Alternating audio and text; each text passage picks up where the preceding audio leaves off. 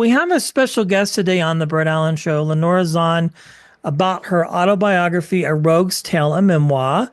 I have read the book, and of course, after this year's explosive success of Marvel's X-Men 97 on Disney Plus, and you playing again the role of Rogue, so cool. It's an honor to have you. Thank you so much for your time. It's a pleasure to be here. Thanks, Brett. So let's just start right out with the book. This is so wonderful and so beautiful.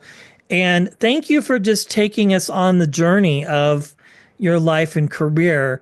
Mhm. When you're putting a book together like this, where do you start? Like, how do you know where to begin? Because your life has just been so full of success, obviously, and of course, playing such an iconic character, but also taking us through some very personal moments of your life, too. Thanks for asking that question. It's interesting because I think anybody who's interested in writing a book, a memoir about their lives is faced with the same question. Which parts do you put in? What do you leave out? Where do you start? And when I first started thinking about writing a book, I was really thinking about focusing on my 1 year in particular where I was going through a major transition. And that was when I went to Croatia to discover my roots and try to figure out who I was and therefore where did I want to go from here. But from talking with other people who've written books and people who are in the book publishing business, they said, Lenore, your full story is so interesting that it would be a shame to just focus on that 1 year of your life. We think that you need to tell the entire story, or at least more of it, for the fans to be able to, get a gist of the entire breadth of your life. So that's when I went back and went, okay, and I started back on in the beginning, like in the early days as a kid in Australia, and some of the stuff that perhaps made me choose some of the avenues that I've chosen, like acting, going into acting, show business, and also politics in the end. Yeah. Well, that's one of the things that I find so fascinating about these stories and autobiographies is that, like, it's a chance for you to connect with your fans in a different way, right? Like, other than this medium of an interview, uh, I don't know, unless I met you at a Comic-Con or something where you're signing and you have, thousands of people lined up to meet you and do the voice recordings or whatever it is that people ask you to do. I don't know. I'm sure it depends. You know what I'm saying? Yeah. Or to sign some piece of pop culture memorabilia. Even though we do those things a lot, I just enjoy the simple conversation because that to me holds a greater memory. I mean, photos are great, autographs are great, but just being able to say I had a conversation with you, I feel like is more personal to me. I'm older, so I like that. And I feel like so much is lost in the selfie, or, you know what I'm saying? Like, it kind of, it's capturing one moment in time, but I feel can be empty too, because, and that's my point being is that's why I like the book so much is that why you chose acting and how you got into the showbiz world because it's so different, I think, than anything else anybody else does. Do you know what I mean? Yeah, yeah. And to be honest, those interactions, those human interactions with people are the things that we remember. That's what we remember. And even for myself, when I'm doing Comic-Con circuits and things, it's the interaction with the people that I carry with me and that is so fulfilling. Yeah. So, how many years now have you been in entertainment from including from when you started to the book to now? It's been a while you've been doing Yeah. this. Yeah, since I was 15, really. I started at 15 and I started doing professional theater at 16. So it's been a long time. I started in professional theater at 16. Then I started movies in and TV when I was 20. Um, and then went into voiceover, like doing animation and stuff. I was 30 by the time when I did my first voiceover animation. And X-Men was only my second one I'd ever done. Wow. Yeah. That's a So pretty big hit to get like right out of the gate with just a decent amount of time in the industry. Um, what has been the best response? What has been the response from the book, whether from fans? Well, I think most people probably haven't had a chance to read it yet, but for those who have, what has the response been like? well, to be honest, you're only the second person I've talked to yet who has. Okay. Yes, I haven't really, I haven't given it to very many people yet.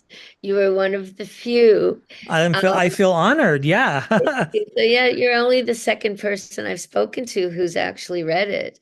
It's available for pre-order right now.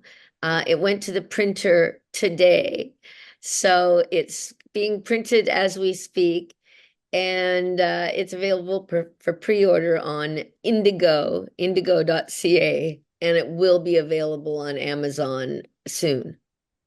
So when people read this, what is the hope of an author that you want people to take away from it? Would be a better way to ask that question. Well, I really hope that it makes people that they can relate to different parts of the story.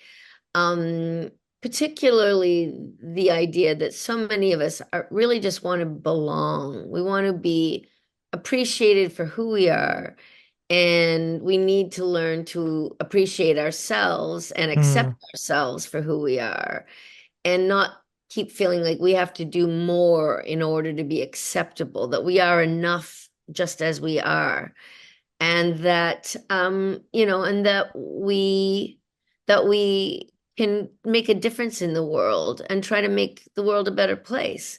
I mean, I think if I can get that message across, those two things, accept self-acceptance and also trying to help others to make the world a better place, then I think I've done my job. Yeah, I would say so. Um, Now, going back to the beginning, when you start writing this book, you're choosing, what stories to tell, how personal to make it. Um, when you're working on this, do you have moments where you just stop writing and go, either A, I can't believe I'm sharing this story with people you do, and then have to get over a hump to be able to bring that vulnerability into your writing? Absolutely. Absolutely. And the interesting thing too is that when you are recounting traumatic events, it's very triggering too. Hmm. You start to, when you start to really allow yourself the time to go deep into that remembrance and remembering all of the details, that can be very emotional. And it can take some time then to kind of get through it, A, the writing of it, and then B, once you've written it, just to go through it again. Like it's very personal and very sensitive. And and there's a number of spots in the book like that where things that I had, as I said in the book, swept under the rug, where you don't want to deal with them at the time and you just sweep them under the rug.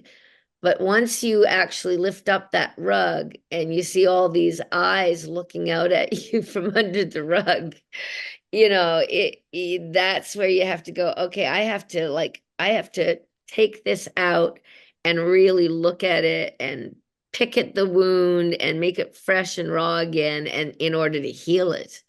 So it's been quite an experience, and it's taken me about 2 years to write.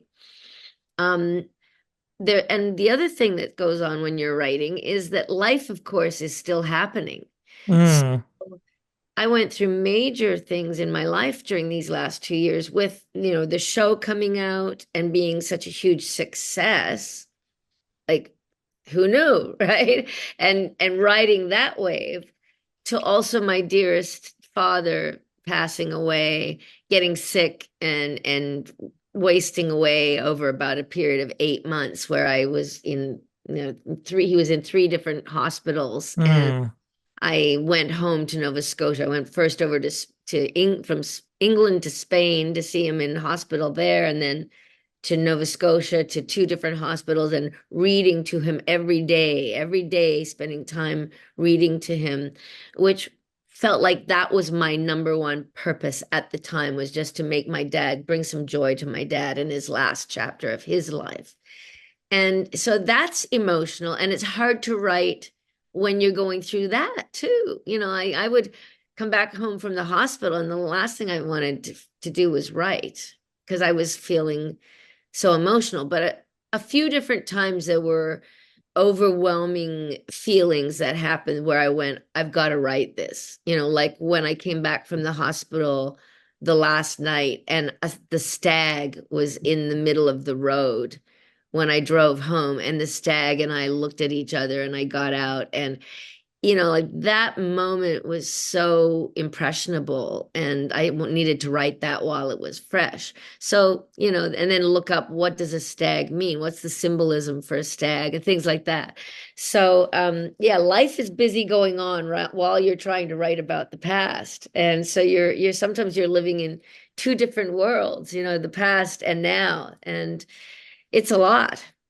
yeah. Well, in your book and just in your life and career, there are a lot of comparisons to your character that you portray, Rogue, and to Marilyn Monroe and her life and how that sort of played out. Yeah. Um, I mean, obviously, you're a human being with feelings and emotions. But then when you have fans who cry out to the success of the episode of Remember It or connect with you in your lives, like how do you process all that? Being compared to one historical and non-historical fiction character, and just trying to maintain your true north and your true self as a person. Like that has to be interesting dichotomy to balance too, I would think. Yeah, and the thing is, and I talk about it in the book, how, we need to have our own internal compass Right. to keep us grounded and to keep us true north. And that doesn't come overnight. That takes time, and it takes being true to oneself and to developing strong values and principles and sticking to them. And one of the things when if you're an addict of any sort, and I talk about this in the book too, as you know, where I got sober at the age of 36, the same age that Marilyn Monroe died of an overdose of pills and alcohol, Mm, I came very close to suicide, but I had an epiphany, like a spiritual awakening. And I realized the braver choice was to live. yeah. And when I began that healing journey of recovery, one of the tenets of the 12-step programs is being absolutely honest, not just to others, but to yourself.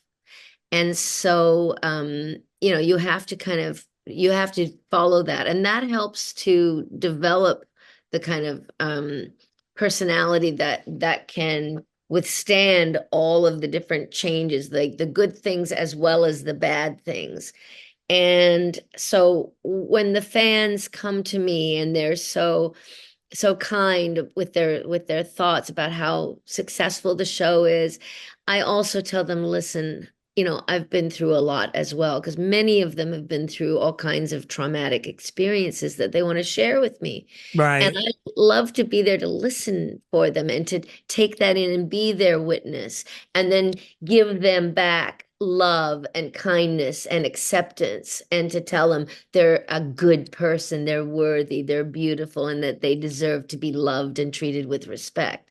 So it's a give and take, and it's an energy thing, and it's very healing. It helps me, it helps them. And it's really an honor to have that opportunity to be in a position like that, to be able to do that for people.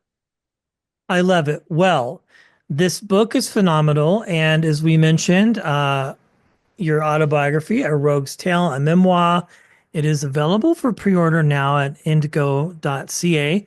We'll make sure to link it in our show notes, both on the video and the audio, for people to get it. One last question. Is there one thing about this lifelong journey of Rogue that you've played and you've told her story, their story, so many different ways? And again, recently with the massive success of that show, introducing new fans, what is one part of her life that you identify with the most that you could say, this is exactly who I am and what makes me the human being that I am? I think it would come in an episode called The Cure, where Rogue goes to Muir Island to try to get her powers taken away so that she can be quote unquote normal like everyone else. And she realizes while she's there that in fact it's her unique powers that make her who she is. And she says, I reckon I am my powers and the good they can do. And I reckon I can live with that. There ain't no cure for who you are. I love it. That's very beautiful. Yeah. Um, I think out of all of those characters, I loved Rogue. And, with the way the cinematic universe is happening these days and the X-Men now potentially being able to join Marvel and things, I would really like to see a good, solid, interpretation. Not that the ones in the past are bad, but you know what I'm saying? Like to really see her played in a different way. But yeah, she's always been one of my favorite X-Men.